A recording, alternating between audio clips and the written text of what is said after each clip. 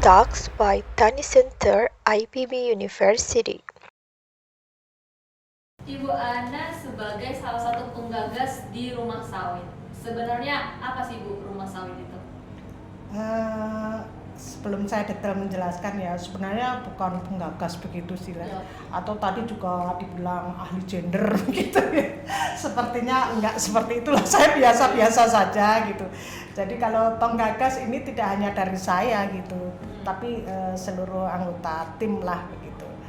Kalaupun saya dianggap sebagai ketuanya, sebagai koordinator lah begitu ya. Oke. Seperti itu. Oke. Jadi gagasan awal tentang rumah sawit begitu itu ada kaitan yang tadi saya jelaskan karena saya atau kami itu mencermati berita-berita bahwa perempuan di perkebunan kelapa sawit ini dilanggar hak asasi manusianya begitu ya. Ini benar apa tidak ya, mungkin benar mungkin tidak begitu ya, makanya kami berusaha untuk melakukan atau membuat suatu kajian lah, masih dalam bentuk proposal begitu, untuk menjawab hal itu seperti apa. Oleh karena itu, karena isu-isunya itu di Kalimantan Tengah misalnya, kami juga memilih Kalimantan Tengah sebagai salah satu untuk seperti apa dari perspektif perempuannya itu sendiri begitu ya. Kemudian kami mencoba untuk menggunakan metode-metode ilmiah atau pendekatan-pendekatan ilmiah ya, sehingga harapannya adalah data yang kami peroleh itu bisa diterima atau objektif lah sifatnya seperti itu. Jadi itu awalnya, kemudian kami buat proposal dan kami ajukan ke Badan Pengelola Dana Perkebunan Kelapa Sawit, dan alhamdulillah, dan ini terima kasih kepada BPDPKS, kami didanai untuk riset 2 tahun, di mana tahun pertama itu kami mengumpulkan data dan informasi terkait dengan isu-isu tersebut, dan banyak sekali variabel yang kami buat gitu untuk melihat lebih komprehensif ya, termasuk tadi dari aspek kekerasan, dari pemenuhan hak, termasuk juga kami lihat dari anak-anak, karena isu yang ada itu adalah pekerja anak gitu. Nah, pekerja anak. Itu gimana tuh? Jadi pekerja anak itu adalah usia anak, artinya 18 tahun ke bawah itu dipekerjakan di perkebunan kelapa sawit oleh perusahaan-perusahaan itu. Dan alhamdulillah sih hasilnya itu tidak kami jumpai adanya pekerja anak gitu. Kami telusuri dari berbagai pihak, terutama dari desa itu sendiri ya, karena mereka sebagai sumber tenaga kerja kan.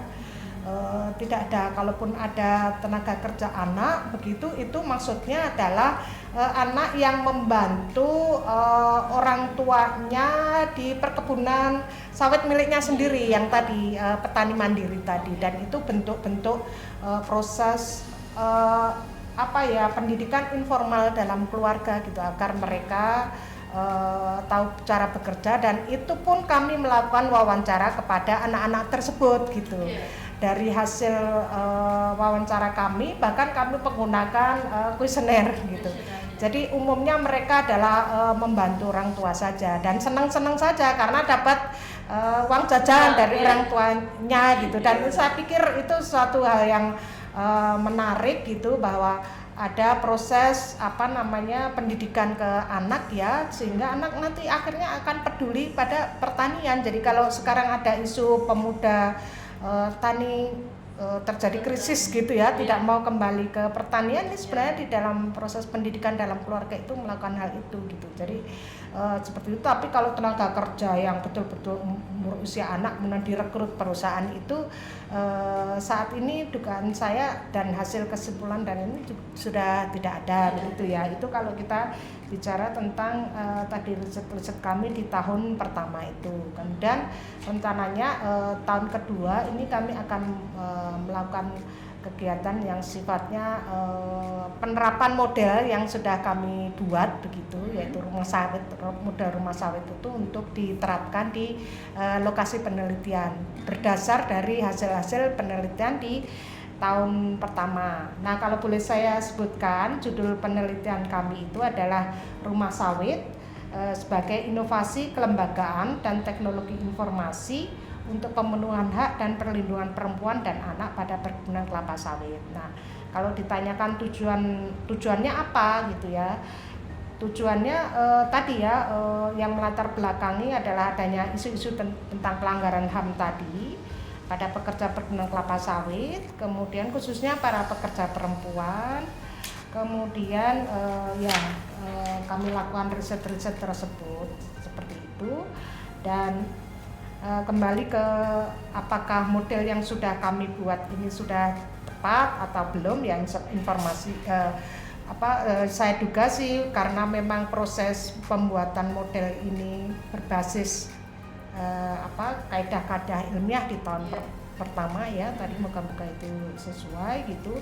Jadi rumah sawit itu apa? Kalau pertanyaan awal tadi ditanyakan adalah model sistem informasi dan pusat pengembangan masyarakat perkebunan kelapa sawit, di mana di dalamnya itu dikembangkan jaringan komunikasi antar stakeholder dengan basis digital begitu. Kemudian selain itu juga dikembangkan kapasitas masyarakat, terutama masyarakat yang ada di desa sekitar perkebunan kelapa sawit, karena mereka sumber tenaga kerja tadi. Jadi otomatis kami juga tingkatkan pekerja-pekerja perempuan gitu, kapasitasnya akan meningkat gitu, seperti itu. Jadi rumah sawit itu sudah berbentuk website atau aplikasi atau gimana? Ya, jadi ada dua. Jadi rumah sawit dalam bentuk aplikasi. Aplikasi itu dalam bentuk website sama Android. Jadi kami kembangkan dua hal itu. Nah, di Android itu kenapa ya kami pilih Android? Karena sebagian besar itu pekerja perempuan atau rumah tangga petani kelapa sawit di lokasi studi itu menggunakan Android gitu. Jadinya seperti itu. Nah, di dalam aplikasi tersebut itu bisa berupa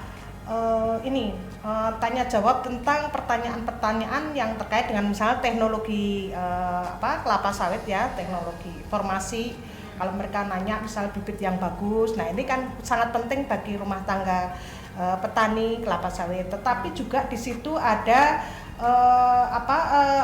sarana untuk mengeluhkan hal-hal yang tidak dipenuhi oleh perusahaan, misalnya dikeluhkan oleh pekerja. Nah, itu sebagai media komunikasi. Nah, nanti dihubungkan dengan siapa nih laporan mereka?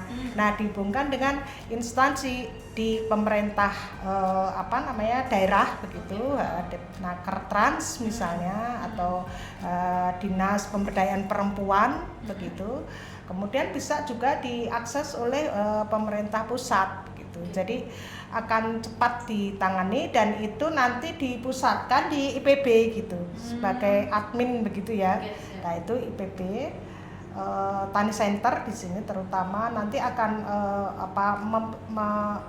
mengatur lalu lintas seperti itu gitu. Jadi itu kalau kita bicara tentang aspek IT digitalnya begitu. Dan jangan khawatir untuk para perempuan ini yang melaporkan gitu. Misalnya pelanggaran-pelanggaran mungkin saja terjadi ya, mungkin saja. Misalnya tidak dipenuhi haknya atau mungkin terjadi kekerasan dan seterusnya, bisa melaporkan lewat itu dan dijamin kerahasiaannya. Kemudian yang kedua juga tidak hanya rumah sawit sebagai rumah sawit digital, tetapi juga rumah sawit yang faktual gitu, yang tidak virtual gitu. Jadi seperti pusat gitu ya, pusat belajar gitu ya, pusat belajar ataupun bisa juga pusat advokasi atau apa gitu. Nanti untuk rencananya akan kami kembangkan sebagai upaya peningkatan kapasitas perempuan dan anak di situ. Misalnya ada kegiatan pelatihan begitu. Kemudian juga untuk anak itu misalnya apakah pelatihan tentang aplikasi komputer gitu ya, ataupun yang lain gitu. Nah, nanti akan disesuaikan dengan kebutuhan apa yang diinginkan oleh para perempuan ini. Harapannya adalah ya mengembangkan usaha ekonomi mereka misalnya seperti itu. Ini untuk aplikasinya udah rilis atau gimana? Nah, aplikasinya ini sudah finalisasi nih di tahun pertama ini. Harapannya nanti di tahun kedua kami akan sosialisasikan ke lokasi penelitian dengan melibatkan para stakeholder tadi gitu, tidak hanya di komunitas tapi juga terutama di pemerintah daerah tadi, pihak-pihak yang kira-kira terkait dengan ini, termasuk juga mungkin insya Allah perusahaan-perusahaan untuk memanfaatkan aplikasi ini gitu. Oke.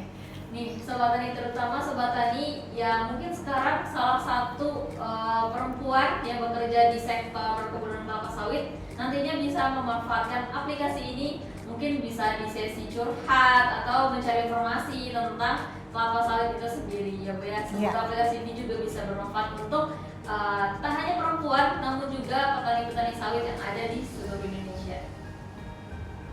Penggagas nih Bu, penggagasnya siapa aja nih?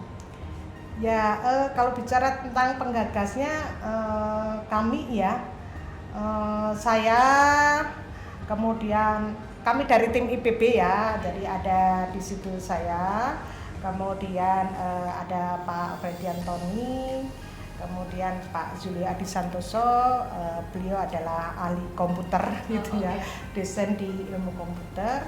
Kemudian ada Pak Mahmudi Siwi, ada Bu Asri, Bu Sulistiawati, kemudian ada dibantu oleh Pak Kunandar Prastyo dan Pak Tri Budiyarto begitu. Tapi selain dari tim IPB kami juga melibatkan tim dari universitas tempat gitu, seperti dari Universitas Lampung atau Unila, ini ada Bu Indah Listiana, dan juga dari Universitas Palangkaraya Kalteng, Ibu Evi Elbar, dan ada juga LSM yang terlibat di dalamnya gitu, untuk di wilayah Sumatera Utara. Jadi kami memang melibatkan pihak-pihak yang terkait lah gitu, seperti itu. Oke, semoga melalui rumah sawit ini kesetaraan gender yang kita harapkan di perkebunan kelapa sawit Indonesia itu nantinya bisa terwujud secara menyeluruh di Indonesia ya Bu ya. Oke, sebelum menutup digital kita pada sore hari ini, mungkin Ibu bisa menyampaikan closing statement pada Sobat Tani. Baik, terima kasih. Jadi memang perhatian terhadap kesetaraan dan keadilan gender, kalau disingkat itu KKG gitu, itu sangatlah penting. Khususnya kalau terkait dengan rumah sawit ini adalah bagaimana perhatian terhadap pemenuhan hak dan perlindungan perempuan, termasuk anak ya di sini, pada mereka yang hidup dari perkebunan kelapa sawit, baik mereka sebagai pekerja di perusahaan kelapa sawit ataupun juga perempuan yang bekerja di perkebunan milik sendiri. Istilahnya ada yang mandiri maupun yang plasma begitu ya. Ini menjadi sangat penting karena juga melalui pintu kesetaraan gender ini maka capaian SDGs yang lain itu diharapkan juga bisa terpenuhi lah. Perlu diketahui bahwa kesetaraan gender itu adalah tujuan SDGs nomor 5. Nah, jika nomor 5 ini kesetaraan gender itu bisa kita kelola dengan baik begitu, maka tujuan yang lain kalau kita lihat ada 1 sampai 6 begitu, misalnya tujuan 1 itu tanpa kemiskinan, tujuan 2 itu tanpa kelaparan, kemudian yang ketiga hidup sehat sejahtera, kemudian yang keempat pendidikan berkualitas dan ketersediaan air bersih, serta tujuan yang ke-8 yaitu pekerjaan yang layak dan pertumbuhan ekonomi ini bisa tercapai. Jadi masuk dari satu pintu, tujuan yang lain bisa tercapai lah begitu ya, harapannya seperti itu. Karena bagaimanapun di masyarakat kita itu perempuan sangat berperan di dalam pencapaian tujuan-tujuan tersebut gitu. Karena itulah kalau perempuan hidup itu tidak hanya untuk dirinya sendiri tetapi juga tentu saja suami, dan yang lebih penting adalah anaknya, artinya generasi kedepannya. Jadi kalau mau membangun bangsa itu bangunlah anak mudanya gitu, anaknya, generasinya. Nah, generasi bisa berkualitas kalau ibunya berkualitas. Dalam konteks ini kan ibunya ini adalah perempuan begitu. Nah, itu menjadi sangat penting. Nah, terkait dengan rumah sawit yang kami tawarkan ini hanyalah secuil lah, sedikit dari apa yang bisa kami lakukan untuk membantu strategi pembangunan perkebunan kelapa sawit di Indonesia gitu, yang responsif gender ya, dengan memenuhi hak dan perlindungan bagi perempuan pekerja maupun petani perempuan termasuk anak gitu. Jadi ini hanya sumbangsih kecil dari kami untuk perkembangan atau pembangunan sektor perkebunan khususnya kelapa sawit, dan tentu saja lebih luas lagi untuk pembangunan bangsa dan negara seperti itu. Iya.